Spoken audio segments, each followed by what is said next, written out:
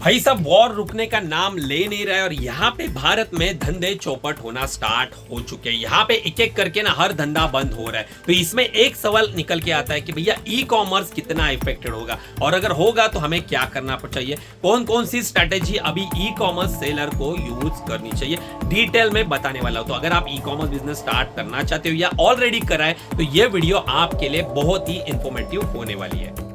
Hey guys, आप सभी का स्वागत है हमारी एक और नई वीडियो में। आज की इस वीडियो में हम बात करने वाले हैं यूएस ईरान के वॉर के बारे में, जिससे जो हमारे भारत में बिजनेस इफेक्ट हो रहे हैं ना, उससे ई कॉमर्स के ऊपर क्या इफेक्ट होने वाला है, ई कॉमर्स बिजनेस क्या बंद होने वाला है या ई कॉमर्स सेलर अब आगे से धंधा कर नहीं पाएंगे, या अगर करेंगे तो किन चीजों के ऊपर ध्यान देना पड़ेगा, किस तरह से प्रॉब्लम हम सबको फेस करनी पड़ेगी, सारी डिटेल में बताने वाला हूं। तो अगर आपने ई कॉमर्स बिजनेस स्टार्ट करा है या नहीं किया है तो ये वीडियो फिर भी देख लेना ताकि आपको अच्छे से सारी जानकारी मिल जाए। चलो सबसे पहले मैं आपको ऑर्डर्स बताने वाला हूं, साथ में ना एक हमारा ई कॉमर्स का प्रोडक्ट जो है ना भाई वो आ गया है। इसे ओपन करके हमने स्पेशली ये मीशो के लिए ऑर्डर करा हुआ है, तो ये ओपन करके मैं आपको थोड़ी देर में दिखाऊंगा। उससे पहले हम देखेंगे हमारे आज के कितने पार्सल है जो हमारे आज पैनल में आए हुए हैं और साथ में नए ऑर्डर्स भी कितने आए, वो सारे टोटल में अपन डिटेल में डिस्कस करेंगे। तो चलो सबसे पहले मैं अपना मीशो का जो मेन अकाउंट का पैनल है भाई वो ओपन कर लेता हूं। चलो गाइज, हम आगे हमारे ऑर्डर वाले सेक्शन में। यहाँ पे होल्ड में देखोगे तो 24 ऑर्डर टेक्निकल रीजन के कारण यहाँ पे अटक गए। जो हमारे आज सुबह से ऑर्डर्स आए ना 196, अभी दोपहर का टाइम हो चुका है भाई। ऑर्डर की कमी नहीं है, ऑर्डर ताबड़तोड़ तरीके से आ रहा है। जिस तरह से वॉर हो रहा है ना भाई, ऑर्डर भाई भर भर के आ रहे हैं। बाद में यहाँ पे बात करूँ ना तो वहां पे रेडी टू शिप में हमारे अराउंड 400 के आसपास है। 386 पार्सल हमें डिस्पैच करने हैं। लेकिन ये पार्सल जो है ना, इसका एक चीज आपको मैं बता देता हूँ भाई साहब, देख लो कि ये 386 पार्सल जो है ना, ये आज के दिन में हमने शेड्यूल करे नहीं है। एक दिन आज हमने लीव अप्लाई करी थी, जिसके कारण ये जो शेड्यूल होने वाला है ये कल के दिन में होने वाला है। तो आज हम इस सब पार्सल को ना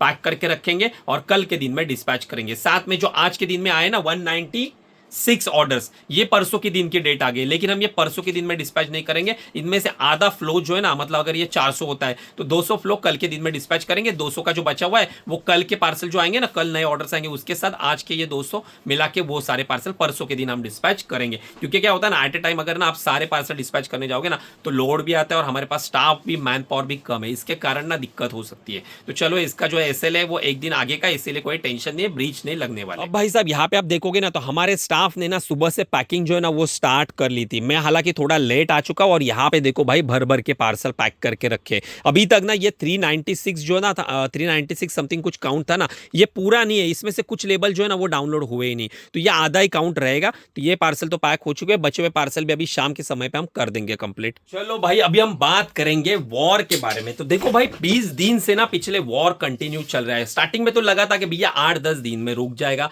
लेकिन भाई ये रुकने का नाम ही नहीं ले रहा है और अब ये इतना बढ़ रहा है ना कि अपने घर के चूल्हे तक आ गया, अपने खाने की नौबत पे आ गया है। अब लिटरली मुझे शौक तब लगा ना भाई, 2 दिन पहले मैं हमारे यहाँ पे कलमबोली में रात में गया था, लगभग आई थिंक 12:15 बजे गया था, क्योंकि वो 24 हॉर्स वहां पे मैकडोनल्ड चलता है। तो मुझे मैकडी का बर्गर खाना था, तो भाई एक क्रेविंग आ रही थी, तो मैं कार उठा के लेके गया। वहां पे गया तो भाई वहां पे पता चला कि 12 बजे उन्होंने क्लोज कर दिया, क्योंकि गैस ही नहीं है उनके पास, सिलेंडर खत्म हो गया है।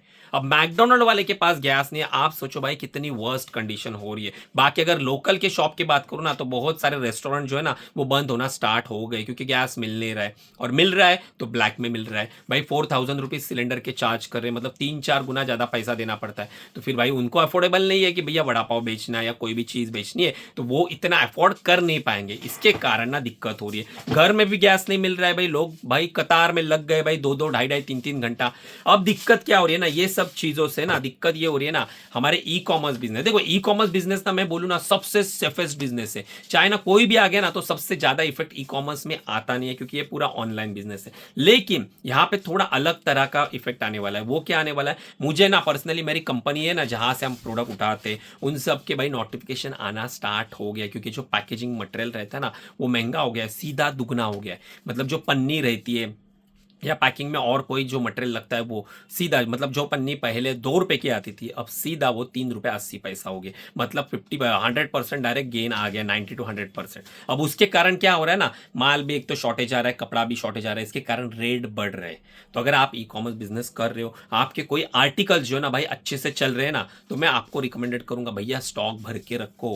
अगर ये वॉर रुकता नहीं है ना तो और प्राइसिंग बढ़ेंगे, प्राइस बढ़ जाएंगे, तो माल का शॉर्टेज भी आएगा। और ई कॉमर्स में ऐसा ना, अगर अगर आपका शॉर्टेज आ गया ना माल में, तो आपका पूरा धंधा जो है ना वो चौपट हो जाएगा। क्योंकि अगर आपके पास कोई माल नहीं रहेगा, कोई पर्टिकुलर आपका टॉप सेलिंग प्रोडक्ट है और भाई वो आपको पॉज करना पड़े, आपके पास माल 15 दिन तक आने वाला नहीं है, तो आप उतने टाइम तक ऑर्डर तो एक्सेप्ट नहीं कर पाओगे, तो आप पॉज कर दोगे। पॉज करोगे तो जो प्रोडक्ट आपका पहली रॉ में दिख रहा था, पहले पेज पे विजिबल हो रहा था, वो वहां से हट जाएगा और नीचे के बॉटम लाइन में आ जाएगा। उससे ये होगा ना कि पहले उसकी जो विजिबिलिटी हुई थी ना, वो लगभग 80% खत्म हो जाएगी। तो पहले उस कैटलॉग के ऊपर जितने ऑर्डर्स आ रहे थे ना डेली बेसिस पे, वो ऑर्डर्स अब आएंगे नहीं। फिर आप 15 दिन के बाद भले ही कितना भी स्टॉक लगा दो, फिर आपको वो ऑर्डर्स उस कैटलॉग के ऊपर मिलेगी नहीं, उसे रिप्लेस कोई अदर सेलर का कैटलॉग कर देगा।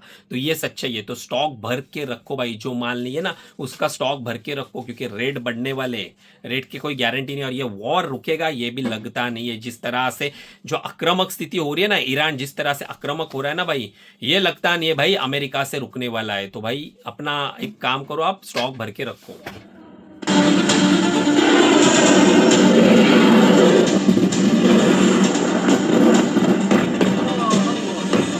चलो गाइज, ये तो बातें हो गई वॉर की। अब हम क्या करने वाले हैं, तो देखो हमारे भी कैटेगरी में, जैसे कि आपको पता है कि हम गारमेंट्स में डील करते, तो उसमें भी है ना माल के रेट बढ़ना स्टार्ट हो चुका है। इसीलिए लगभग ना हम 25 से 30 पार्सल की ऑर्डर देने वाले आज के टाइम में, मतलब आज के आज ही प्लेस कर देंगे, जिससे जो है ना पुराने रेट पे हमें माल मिलेगा। क्योंकि ना आने वाले ना 5-6 दिनों में ना सभी कंपनी के ना प्राइस बढ़ने वाले, तो उसमें नुकसान हो जाएगा। और आपको तो पता है ई कॉमर्स में ऐसा होता है ना कि अगर कोई भी रेट अगर सामने से बढ़ जाते ना, तो आप अपने रेट नहीं बढ़ा सकते। अगर आप अपने रेट बढ़ाते हो तो उसमें क्या होता है, आपकी विजिबिलिटी डाउन हो जाती है, आपकी लिस्टिंग की जो रैंक है ना वो भी डाउन हो जाती है। इसीलिए ना हम जैसे ना ई कॉमर्स सेलर के लिए ना रेट बढ़ाना बहुत ही मुश्किल होता है। तो आप जो भी करें ना, बैक एंड में आपको जितना कटिंग करना है, कॉस्टिंग में कितना कटिंग करना है, पैकेजिंग में कितना कॉस्ट कंट्रोल करना है, वो सारी चीजें आप वहां पे पैसे बचा सकते हो, लेकिन प्राइस नहीं बढ़ा सकते। ये थोड़ी सी दिक्कत है।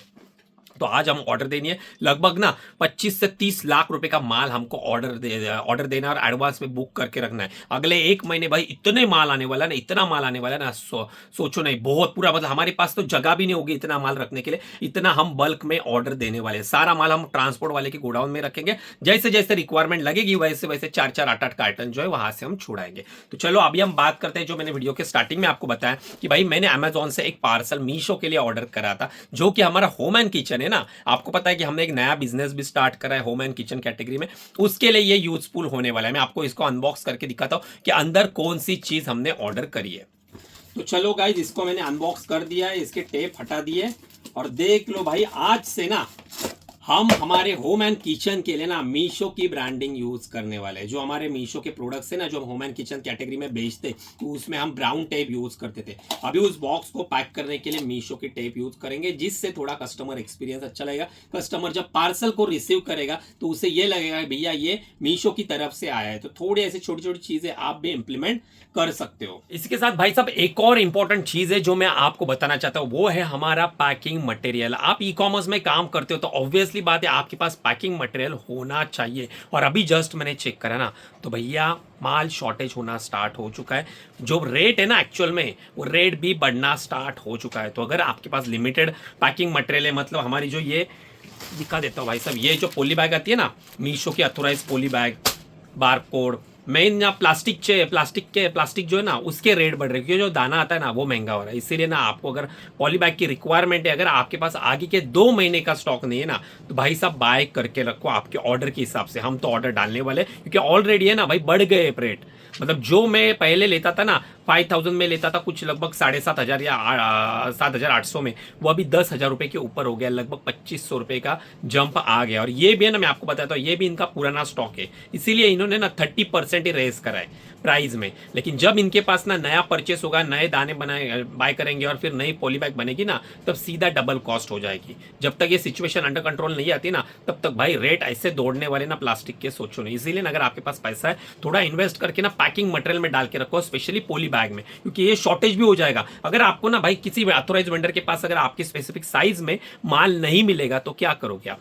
पैकिंग कैसे करोगे? ई कॉमर्स का मेन है ना, अगर आपके पास पन्नी नहीं रहेगी तो भेजोगे कैसे? इसीलिए मैंडेटरी है आपने इसमें थोड़ा ना एक पैसा ना 2 महीने का स्टॉक एटलीस्ट आपके पास होना ही चाहिए। तो आज हम भी एक रात को मैं ऑर्डर प्लेस करूंगा, बहुत सारे मतलब लगभग दो अभी भी आई थिंक मेरे पास 4-5 हज़ार के पोली बैग तो हमारे पास पड़े हुए, लेकिन अभी और 2 महीने का स्टॉक जो है ना हम बाय करके रखेंगे, ताकि अगर रेट बढ़ते हैं या फिर शॉर्टेज आता है तो हमारे पार्सल जो है ना वो रुकने नहीं चाहिए। क्योंकि आपको पता है अब अप्रैल महीने में भी सेल है, तो ऑर्डर की भाई बारिश होने वाली है, ताबड़तोड़ तरीके से ऑर्डर्स आएंगे और वो टाइम पैकिंग मटेरियल नहीं रहेगा तो दिक्कत हो सकती है। अब यहाँ पे देखो भाई साहब, ये मीशो की पोली बैग है और यहाँ पे देखो भाई हम जो साइज यूज करते हैं 10-12, 8-12, भाई साइज में माल ही नहीं है, पैसा देके भी आपको माल नहीं मिल रहा है। ये ऑथोराइज वेंडर है, इनके पास भी सोल्ड आउट हो चुका है। देखो तो अगर ना ऐसी वर्स्ट कंडीशन ना आए कि भैया आपके पास ऑर्डर्स तो आ रहे हैं लेकिन आपके पास पैकिंग मटेरियल है नहीं, क्योंकि आपको सप्लायर के पास मटेरियल मिल नहीं रहा है, इसीलिए भाई साहब ना 2 महीने का स्टॉक आपके पास होना ही चाहिए। नहीं तो फिर क्या करना पड़ेगा ना, मजबूरन आपको ना जो साइज आपको चाहिए वो साइज नहीं मिलेगी तो आपको मजबूरन बड़ी साइज बाय करनी पड़ेगी,